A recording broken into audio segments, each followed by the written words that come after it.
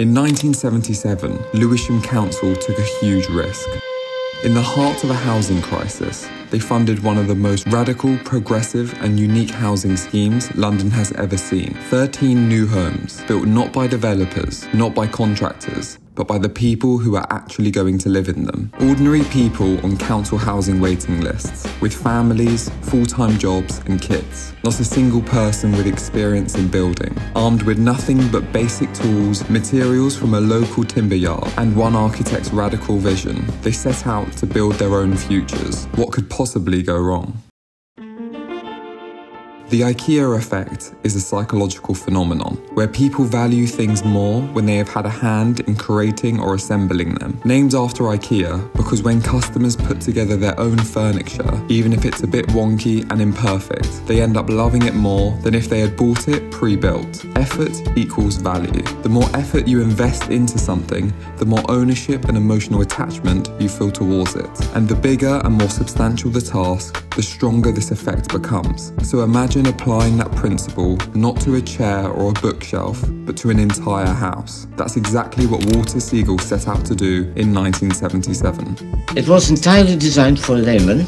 It was necessary for them just simply to jump over the normal conventions. It was drawn and conceived so that with no knowledge you could understand. Walter Segal was not your typical architect. He grew up in a commune in Germany, surrounded by the idea that homes should be lived in, not owned like a trophy. He believed that people could and should build their own homes. Segal's ideas were simple but revolutionary. Strip back a building down to its essentials. No complicated consultants, no specialist knowledge, just a basic, flexible system that anybody could put together, like an IKEA bookcase. All you need to be able to do is cut a straight line with a saw, drill a straight hole, you can build your own house. And these homes held three key values. 1. A modular wooden frame system. Segal designed a house that could be entirely built from standard materials bought from a local timber yard. No custom parts or specific tools. Everything worked off a simple grid system,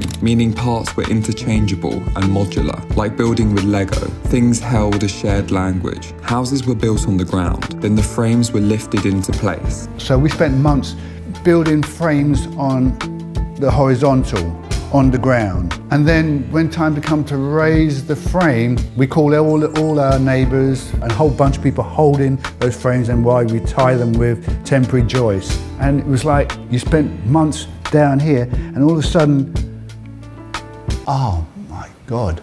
This is what was happening with the self-build. 2. Adaptable, flexible homes. He believed that homes should be adapted to their residents and not the other way around. Internal walls weren't structural. They could be moved, removed, or rebuilt as needed. Families could easily extend or modify their homes as they grew or changed, removing the need for people to move house every 5 years, therefore creating a long-term bond with the home. 3. Empowerment through building. Segal believed that anybody could build a home and that doing so would change how people lived. His product was no longer the building, but actually the constructors. He felt that his clients, who became his builders, got a huge amount personally from this exercise. I mean, building their own house is work, but also a kind of joy. He really felt he'd got to where he wanted. Building your own home gave you confidence. It gave you ownership, not just legally or financially, but emotionally.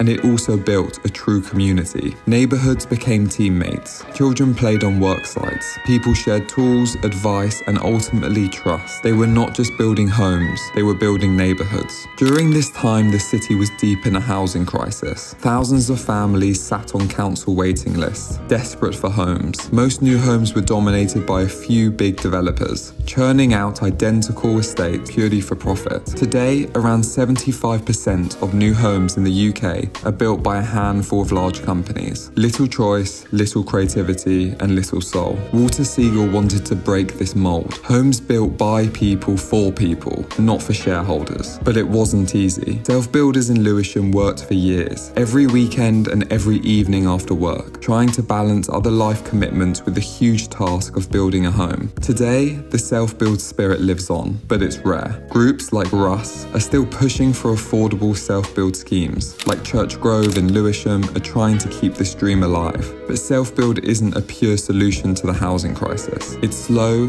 it's hard, and it's only accessible to the lucky few. But still, Walter Segal's experiment matters because it reminds us of something we forget, that all people, given the right tools, guidance, and trust, can do incredible things. They can create spaces they love, spaces they care for, and in doing so can build communities that are stronger, happier, and more resilient. When people build their own homes, they build a piece of themselves into the city and create ownership. We like the things we buy, but we love the things that we create.